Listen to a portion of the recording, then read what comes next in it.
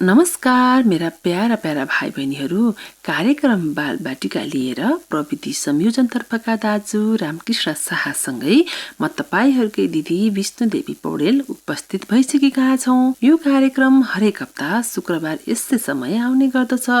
यो कार्यक्रममा म भाइ बहिनीहरुसँग कुराकानी गर्नेछु र भाइ बहिनीहरुकै विचार र अनुभव सुनाउनेछु। आजको कार्यक्रममा हामी देवघाट 5 तनहुमा अवस्थित हरिहर सन्यास आश्रम परमानन्द संस्कृत गुरुकुल विद्यापीठममा कक्षा 8 मा अध्ययनरत सौरभ बस्याल र कक्षा 11 मा अध्ययनरत अन्वेष कणेलसँग गरिएको कुराकानी सुनाउनेछौं। आउनुहोस् भाइ बहिनीहरू, उहाँहरूसँग गरिएको कुराकानी एकैछिन सुनौं।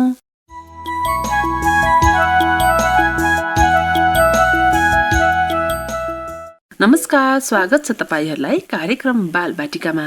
नमस्कार। तपाईहरुको नाम के हो, तपाईहरुको स्कुल कहाँ छ र तपाईहरु कहाँ बस्नुहुन्छ? नमस्कार, मेरो नाम सौरभ बस्याल। नमस्कार, मेरो नाम अन्वेष कणेल र हामी श्री परमानन्द संस्कृत गुरुकुल विद्यापीठममा अध्ययन गर्छौं र हामी चाहिँ यही विद्यापीठमको आवासमै बस्ने गर्छौं। हजुर, तपाईहरु गुरुकुलमा बस्नु हुँदो रहेछ। कार्यक्रमको सुरुवातै गरौं तपाईहरुको दैनिकीबाट। गुरुकुलमा बस्दाको दैनिकी सुनाउनुस् न हामीलाई। गुरुकुलमा बस्दाको दैनिकी चाहिँ हामी बिहानै 4 बजे उठ्ने गर्छौं र 4 बजे उठेर चाहिँ हामी आफ्नो नित्य कर्महरू, स्नान इत्यादि सबै गरेर जप सन्ध्या गरेर हामी चाहिँ थोरै समय लगभग आधी घण्टा 1 घण्टा जति आफ्ना पाठ्यपुस्तकहरू अध्ययन गर्ने पढ्ने गर्छौं र त्यसपछि चाहिँ हाम्रो यहाँ हरिहर मन्दिर रहेको छ हाम्रो यही आश्रममै र यही हरिहर मन्दिरमा दैनिकी पूजा हुने गर्छ र हामी यही मन्दिरमा नै यो आरतीमा जाने गर्छौं। आरती पुष्पाञ्जली हुन्छ, यहाँ भगवानको आराधनाहरू हुन्छ र त्यसपछि उहाँ आराधनाबाट हामी फर्केर चाहिँ हाम्रो बिहान चाहिँ अनि नास्ताको समय हुन्छ। नास्ताको समय लगभग हाम्रो 6 बजेदेखि 6:30 बजेसम्म हुने गर्छ र हामी नास्ता ग्रहण गरेर चाहिँ हाम्रो त्यसपछि आफ्नो बिस्तारै अध्ययन सुरु हुन्छ, कक्षागत रूपमा अध्ययन सुरु हुन्छ र फेरि त्यसपछि चाहिँ अब लगभग 4 वटा पिरियड पछि चाहिँ हाम्रो भोजनको समय हुन्छ र हामी नियमित रूपमा नै सबै सँगै गएर भोजनालयमा सँगै बसेर मन्त्रहरू उच्चारण गरेर भोजन गर्ने गर्छौं र भोजन पश्चात चाहिँ पुनः हामी आएर आफ्नै कक्षाका ड्रेसहरू लगाएर फेरि कक्षामा गएर पढ्ने गर्छौं र त्यसपछि चाहिँ लगभग 2:30 बजेतिर हाम्रो कक्षा समाप्त हुन्छ र हामी चाहिँ त्यसपछि आउँछौं र आफ्ना अब लुगा धुने सबै आफ्ना अरू क्रियाहरू गरेर चाहिँ हाम्रो 1 घण्टा जति खेल्ने समय हुन्छ र हामी 1 घण्टा खेलिसकेपछि हाम्रो फेरि सन्ध्या वन्दन इत्यादिको समयहरू हुने गर्छ र अनि हामी त्यसपछि आफ्नो सन्ध्या सायंकालीन जपहरू गर्छौं र त्यसपछि हाम्रो फेरि मन्दिरमा चाहिँ सायंकालीन पूजा हुने गर्छ र हामी सबै वही मन्दिरमै पुग्छौं र भगवानको आराधना गर्छौं। त्यसपछि पूजा सकिएपछि हामी आफ्नो कोठामा आउँछौं र त्यसपछि हाम्रो फेरि भोजनको समय हुन्छ, सायंकालीन भोजन र त्यसपछि हामी जान्छौं सबै एकैचोटि। त्यसपछि फेरि राति पनि त्यही अनुसारले मन्त्र उच्चारण गरेर त्यसपछि हामीले भोजन गर्ने गर्छौं र त्यसपछि चाहिँ हामी आफ्नो कोठामा आएर आफ्ना दिउँसोभरि पढाइ भएका सबै पाठ्यपुस्तकहरूको गृह कार्यहरू गर्छौं र आफ्नै त्यही पुस्तकहरू पढ्ने गर्छौं। त्यसपछि चाहिँ हामी लगभग 10 बजेतिर शयन गरेर फेरि बिहान 4 बजे उठ्छौं। गुरुकुलको दैनिकी सुन्दाखेरि त सानो सानो भाइ बहिनीहरूलाई अचम्म लागेको छ होला है अन्वेषजी? हजुर। अन्वेषजीले कक्षा कतिमा पढ्नुहुन्छ? म अहिले चाहिँ कक्षा 11 मा अध्ययन गर्छु। गुरुकुलमा चाहिँ कुन विषय पढाइ हुन्छ अन्वेषजी, हामीलाई सुनाइदिनुस् न। हाम्रो गुरुकुलमा चाहिँ हाम्रो वेद, संस्कृत व्याकरण, भाषा व्याकरण, ज्योतिष, सामाजिक, गणित, नेपाली, अंग्रेजी जस्ता सबै प्रकारका विषयहरू पढाइ हुन्छन्। वेदको पढाइ हुन्छ भन्नुभयो। वेद वा शास्त्रको ज्ञान चाहिँ किन हुनुपर्छ जस्तो लाग्छ सौरभ बस्यालजीलाई र अन्वेष कणेलजीलाई? यो वेद र शास्त्रको ज्ञान चाहिँ किन हुनुपर्छ जस्तो लाग्छ भने हाम्रो वेद उच्चारण गर्नाले चाहिँ हाम्रो मन शुद्धिकरण हुन्छ र हामीले यो पढ्नाले चाहिँ हाम्रो ग्रन्थ रक्षा पनि हुन्छ र हामीले शास्त्रहरू अध्ययन गर्नाले हाम्रो आचरण सबै कुरामा हामी राम्रो हुँदै जान्छौं। शास्त्रहरूले हामीलाई राम्रो बनाउँछ, त्यसैले चाहिँ वेद र शास्त्रहरू अध्ययन गर्न एकदम राम्रो हुन्छ। अन्वेष कणेलजी र सौरभ बस्यालजी, तपाईहरु चाहिँ गुरुकुलमा बस्नुहुन्छ, तपाईहरुलाई मनपर्ने एउटा श्लोक या मन्त्र केही छ भने हामीलाई सुनाइदिनुस् न त। हामीलाई मनपर्ने हामी चाहिँ एउटा श्लोक सुनाउँछौं। हजुर। ओम ध्यायेम नित्यं महेशं रजतगिरिनिभं चारुचन्द्रावतंसं रत्नाकल्पोज्ज्वलांगं परशुमृगवराभीतिहस्तं प्रसन्नं पद्मासीनं समन्तासुतममरगणैर्व्याघ्रकृतिं वसानं विश्वाद्यं विश्ववन्द्यं निखिलभयहरं पञ्चवक्त्रं त्रिनेत्रम्। हस्, धन्यवाद। हजुर, हामीले यो श्लोक त सुन्यौं, आनन्द लाग्यो, तर के भन्नुभएको यो श्लोकबाट सुनाइदिनुस् न नेपालीमा। यो श्लोकमा चाहिँ कि यो खास श्लोक चाहिँ हामीले यो शिवजीलाई आराधना गर्न प्रयोग गरिन्छ र यो चाहिँ हामीले अब शिवजीको बारेमा यसमा चाहिँ वर्णन गरिएको छ। शिवजीको स्वरूप यस्तो छ, शिवजीले हातमा त्रिशूल लिनुभएको छ, शिवजीले जटा पाल्नु भएको छ, शिवजीको घाँटीमा नाग हुनुहुन्छ, यस्ता शिवजीको हरेक चिजको वर्णन गरिएको छ। र शिवजीलाई हामीले नमस्कार गर्छौँ, शिवजीलाई हामीले पूजा गर्छौँ, शिवजीको हामीले आराधना गर्छौँ भनेर भन्न खोजिएको छ।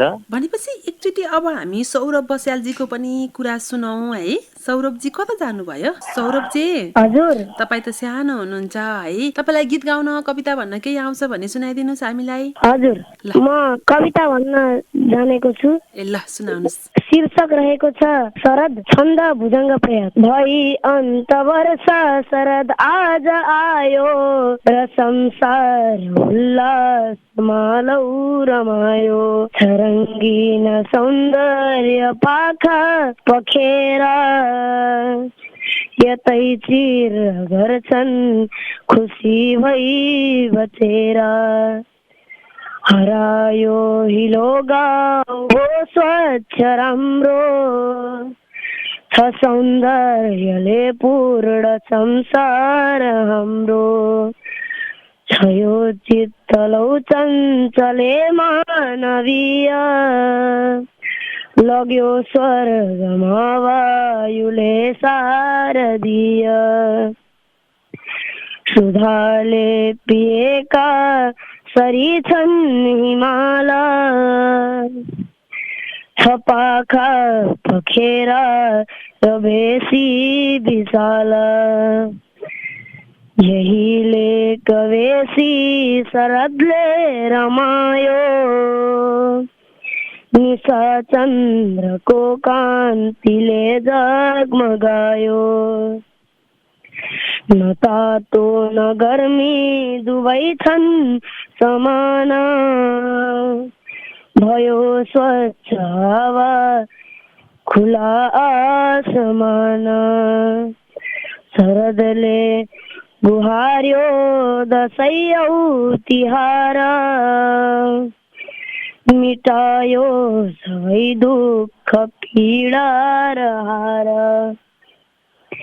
कयौं फूलले शान्तिको प्रेम छर्छन्,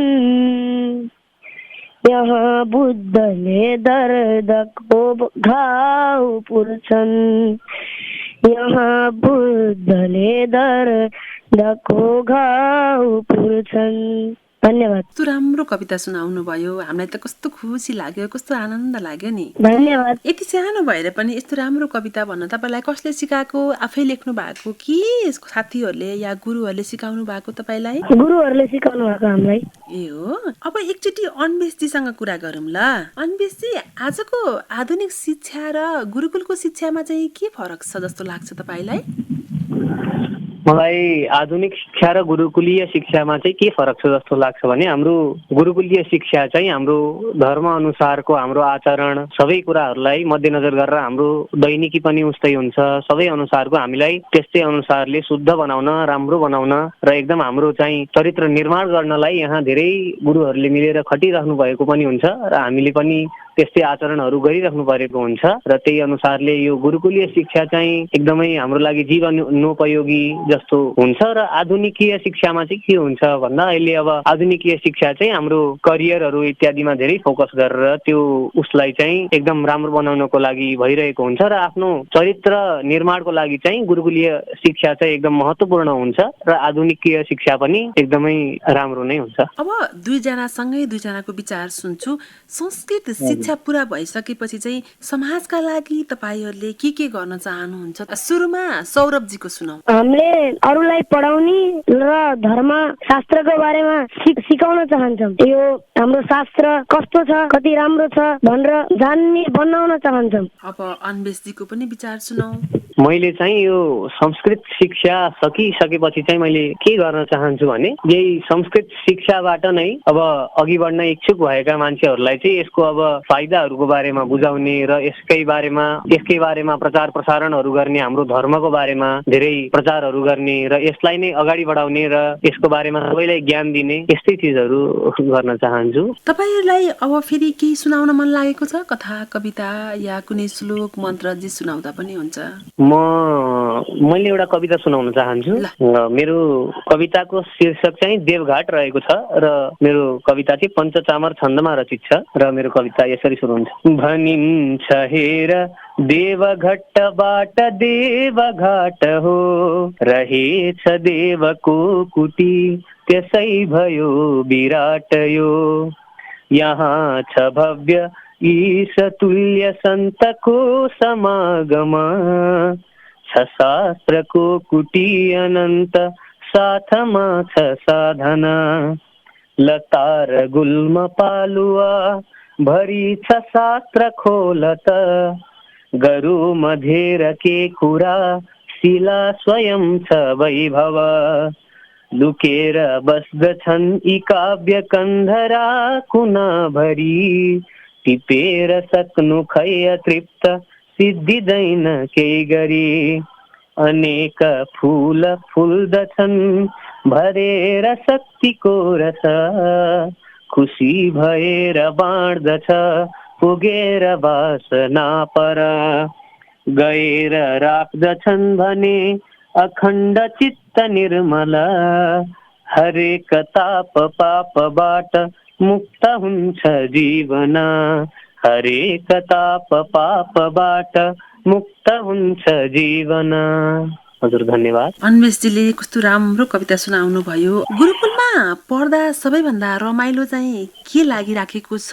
घरको चाहिँ कतिको याद आउँछ र तपाईहरुलाई घरको याद आउँदाखेरि चाहिँ के गर्नुहुन्छ? परिवार त सँगै हुनुहुन्न, गुरुकुलमा त पक्कै पनि आफूलाई चाहेको बेलामा फोन गर्न पनि सकिदैन, मोबाइलहरु पनि चलाउन पाइदैन भन्ने सुनेको छु मैले गुरुकुलमा। के यो मैले सुनेको साँच्ची हो त अन्वेषजी र सौरभजी? हजुर, हामीले मोबाइल चाहिँ त्यस्तो चलाउन पाइदैन, तर यहाँ फोन गर्नको लागि चाहिँ यहाँ एउटा ल्यान्डलाइन उपलब्ध छ र त्यहीबाट चाहिँ आफूले गर्ने अथवा घरबाट पनि आउने गर्छ। हामी त्यहीबाट घर कहिलेकाहीँ लगभग 2-3 हप्तामा एकचोटि त्यस्तै कुराकानीहरू गरिरहेका हुन्छौँ बेला बेला। हजुर, गुरुकुलमा पढ्दाखेरि सबैभन्दा रमाइलो लागेको कुरा चाहिँ के हो? हामीलाई सबैभन्दा गुरुकुलमा पढ्दा रमाइलो लाग्ने कुरा चाहिँ हामी अब यहाँ सबै विद्यार्थीहरू सँगै बस्ने गर्छौँ र सँगै बसेर एउटै अब जे कुरा पनि हामी सँगै गर्ने गर्छौँ, भोजन सँगै गर्छौँ, हामी खेल्छौँ सँगै, हामी आफ्ना अब अतिरिक्त क्रियाहरू हामी कपडाहरू सँगै धुने गर्छौँ र यस्तै यस्तै चिजहरूमा सबै साथीहरू सँगै भएर बसेको, सँगै कार्यहरू गरेको, यस्ता चिजहरूमा चाहिँ हामीलाई धेरै रमाइलो लाग्छ र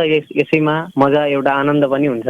हजुर, रमाइलो र आनन्दको कुरा त गर्यौं, नरमाइलो र दुःख पनि त लाग्छ होला नि परिवारसँग टाढा बस्दाखेरि? हजुर, दुःख पनि त्यस्तै लाग्छ, तर सुरुमा हामी अब यहाँबाट चाहिँ अब कक्षा 6 देखि नै पढाइ सुरु हुने गर्छ र 6-7 मा हुँदाखेरि 6-7-8 सम्म बिस्तारै सुरुमा चाहिँ अलि बढी याद आउने गर्थ्यो घरको, र आजकल पनि आइरहेको हुन्छ। भाइहरू बेला बेलामा कुरा गर्छन् र कसैलाई त्यस्तो याद आउने यताउति भयो भने चाहिँ अब गुरुहरूले घर कुरा गराइदिने, यस्तो घरकालाई बोलाइदिने, घरको कोही मान्छेलाई यहाँ भेट्न बोलाइदिने, यस्तो गर्नुहुन्छ र 10-11 सम्म पुगिसकेपछि चाहिँ अब त्यो एउटा बानी परिसक्दो रहेछ र त्यसपछि चाहिँ त्यस्तो धेरै चाहिँ आउँदैन, कहिलेकाहीँ चाहिँ आइराख्ने गर्छ र त्यतिखेर हामी चाहिँ अब यहीँ गुरुहरूसित बसेर यहीँबाट घर कुरा गरेर आफू बस्ने गर्छौँ। हजुर, अब तपाईहरुलाई फेरि के सुनाउन मन लागेको छ? सुनाउन हाम्रो एउटा गुरुकुल गीत पनि रहेको छ। भवाम्यहं सेवको हि त्वदीयो भक्तवत्सलः, समुद्धारं कुरु स्वामी परमानन्ददायक। सुसंस्कृत फूल छन् फूल, सिर्जना का फूल छन् मूल, युगौं युग हाँसी रहोस् परमानन्द गुरुकुल, युगौं युग हाँसी रहोस् परमानन्द गुरुकुल। ज्ञान गङ्गा बगेको छ,